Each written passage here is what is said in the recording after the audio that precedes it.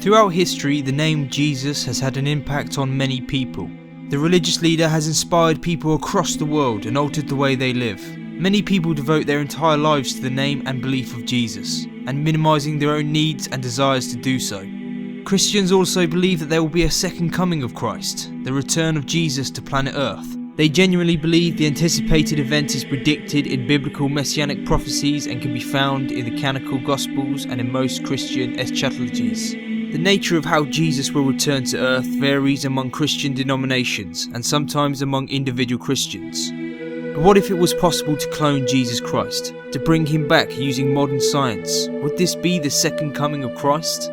Whether you believe Jesus was just a normal man, or the Christian Son of God, or whether you believe he even existed, there are many relics that have said to have once been a part of Jesus, or came into contact with him in some way. So if he really existed as the Bible depicts, some of the relics could hold the key to bringing back the Son of God using the DNA that could still be contained within the items. I say could very loosely, as the likelihood of actually finding DNA within a 2,000-year-old relic would be a miracle within itself, as it would almost certainly be worthless for genetic engineering. However, some degraded DNA can be scanned for some kinds of molecular information. The Shroud of Turin is a supposed relic that wrapped Jesus' body, leaving a print of his features in blood. Although no actual evidence has been found confirming that this was the shroud used, it is potentially possible to use some DNA from the relic to clone the body that once was wrapped within it. Another potential relic would be Jesus' holy foreskin. This might seem strange, but this was the only known piece of flesh to remain on earth after he ascended to heaven according to the Bible. But the church was never entirely comfortable with this phallic relic, a symbol of sexuality and a reminder that Jesus was actually Jewish. The holy foreskin disappeared some 30 years ago as the church's officials apparently worried that people might try to clone him through DNA technology that is or will be available within the not too distant future. After all, at some point some billionaire company or government would likely attempt to clone a human, so what would stop them from cloning anybody? Although it would be unethical, experts say it is biologically possible to clone a human being. Since the 1950s, scientists have cloned dozens of animal species, including frogs, mice, cats, sheep, pigs and cows. However, in each case, scientists have encountered problems that needed to be overcome with trial and error.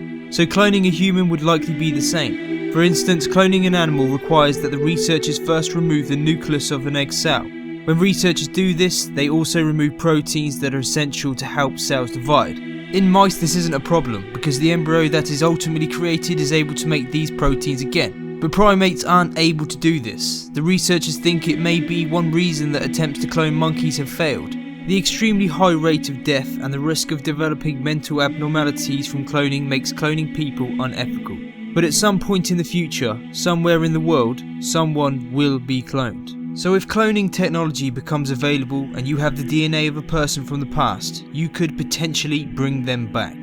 Even if you believe Jesus was just a normal man, or the son of the Christian God, or whether you believe he even existed, modern technology could potentially bring back the man who has changed so many people's lives. However, cloning even a normal human being is a very tender subject amongst people and everyone has an opinion on it. So what do you think? What would happen if DNA from Jesus was found and used to create a clone? But whatever your thoughts are on the subject, you have to wonder what the very first cloned human being would actually think of its creators.